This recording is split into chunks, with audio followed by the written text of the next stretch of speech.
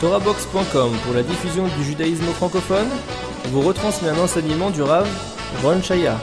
Bonne écoute et bon limoud.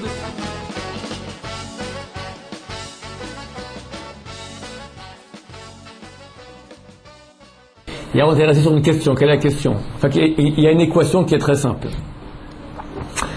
Me marier par altruisme pur, je t'ai vu, tu m'as fait pitié, je te marie, pas possible.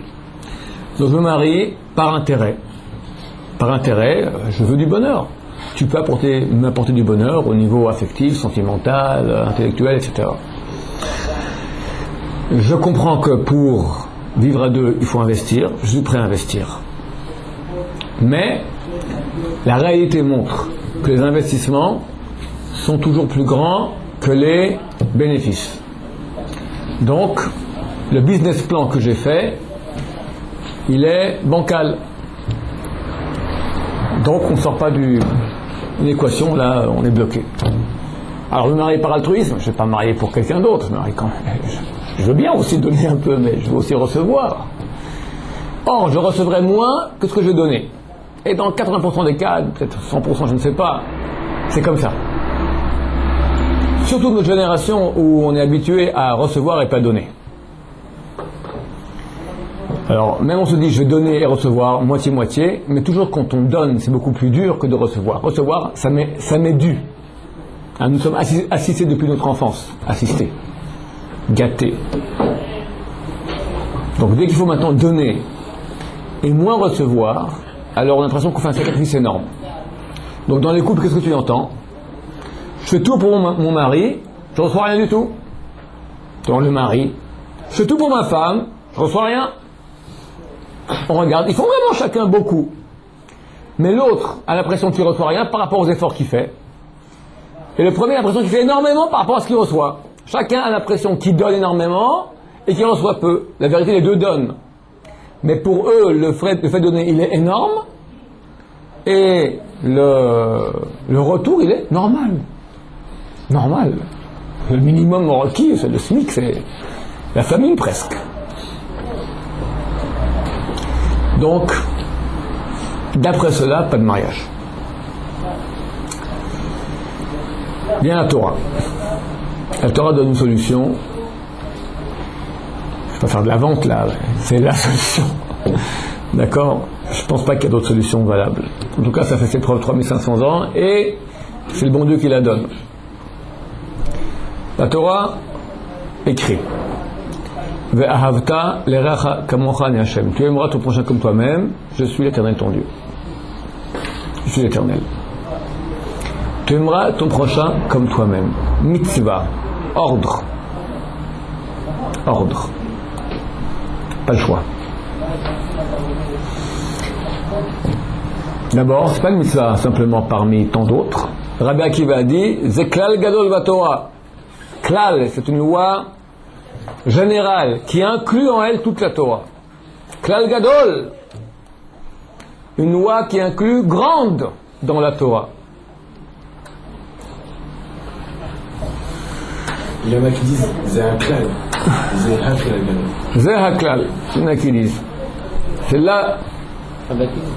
Il l'a dit. Lorsque quelqu'un vient se convertir, il lui dit je suis prêt à me convertir, mais je veux que tu m'enseignes la Torah le temps que je me sente sur un pied. Le temps que je me porte sur un pied. C'est-à-dire, rapidement, clic-clac, tu m'expliques, c'est fini. Je ne veux pas la yeshiva, 2-3 ans. Je veux comprendre rapidement. Il a dit c'est bon. Ce que tu es qu'on te fasse, ne fais pas ton prochain. Et tout le reste, Idar Zilgmour, va apprendre, c'est le commentaire. C'est le commentaire de savoir aimer son prochain. Il lui a dit la négative, ne fais pas ton prochain ce que tu veux qu'on te fasse. Ce qui signifie en positif, aime ton prochain comme toi-même. C'est la même chose. La femme, elle est pas du tout. Agir lentement. Qui parle de la femme pour le moment? Loin de la femme. Je parle de la Torah pour le moment. On y arrivera. Donc, c'est la loi générale de la Torah. D'aimer son prochain. Et là, il y a une question qui se pose. Je ne comprends pas. Aimer, c'est une chose qui est sentimentale. Tu me redonnes un sentiment. Ordonne-moi de mettre les tefilines. Je peux, c'est un mouvement, il faut tendre le bras, tourner une lanière, ça marche.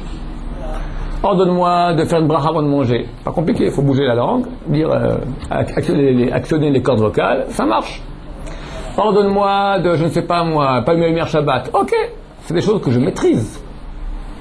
Tu me dis de maîtriser le sentiment. Tu aimeras ton prochain. Alors c'est qui le prochain? Le prochain, hein, c'est tout le monde.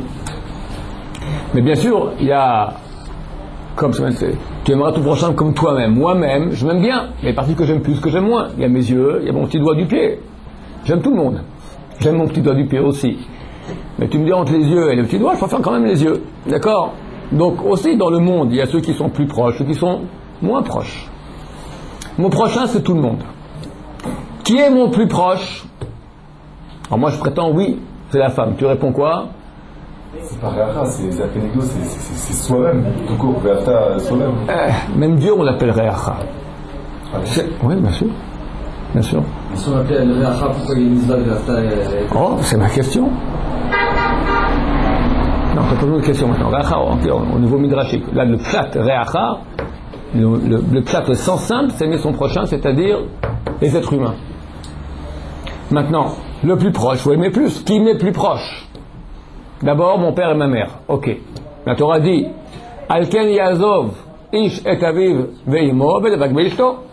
C'est pour cela que l'homme quittera son père et sa mère et il se collera à sa femme. Vayoul les Bassar Echad, ils seront une seule chair. Un beau jour, il faut couper le cordon ombilical et on se marie. Et ma femme devient un avec moi. Donc c'est mon plus proche. Mitzvah de l'aimer. Je comprends pas. Tu m'ordonnes d'aimer ma femme. De deux choses l'une. Ou je l'aime, ou je l'aime pas. Si je l'aime, pourquoi tu m'ordonnes? On n'ordonne jamais une chose qui est naturelle. Dieu ne m'ordonne jamais respire, dors. Je dors facilement. Respire. Heureusement qu'il ne m'ordonne pas de ne pas respirer. D'accord? Mange. S'il m'ordonne, c'est pas pour le cas où j'aime ma femme. Là, naturellement, je l'aime, donc ça va. C'est pour le cas où je l'aime pas. Admettons, c'est pas le cas, j'aime pas ma femme. Je la supporte à peine. Elle me casse les pieds royalement. Manque de peau, je suis un juif pratiquant orthodoxe. J'ouvre la Torah, on me dit Zekla Galova Torah, loi importante dans toute la Torah, tu aimeras ton prochain.